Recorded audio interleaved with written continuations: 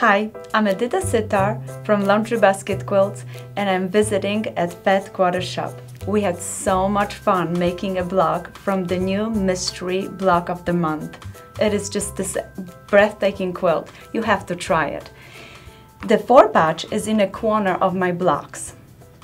I took 2 blues and 2 lights and I'm gonna place the right piece on the top of the left piece just like that.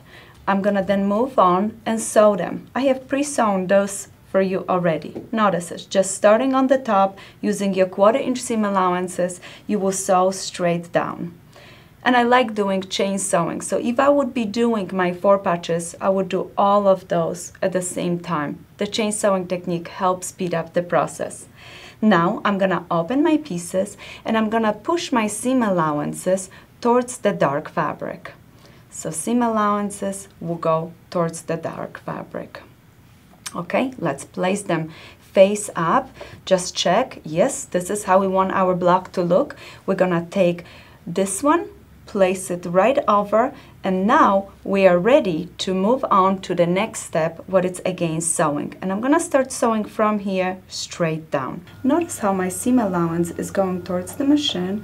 The other seam allowance is going in the opposite way. The 4-patch is locking really nice here. You can put a pin if you would like to in this spot. We're gonna lower our foot right down and follow a 1/4" seam allowance, and now we're gonna start sewing. Let me lower my needle and very nice and slow. When you get a little bit more experience, you can go fast. But at the beginning, you want to go nice and slow when you come to the transition point, especially so you don't push your fabrics. And now we have it finished. Oh, that looks nice. I can wait to show you the next step.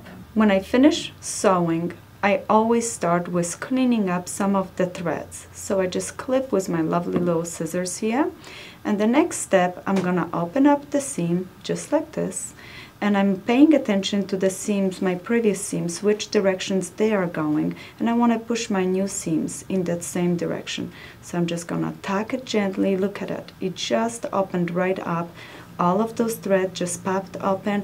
And I get a really nice little square in the center right here, spinning around. Really gives you a nice transition between the squares and a beautiful points. I hope you use this in your next block. And I hope the block of choice will be our block of the month from Pet Quarter Shop.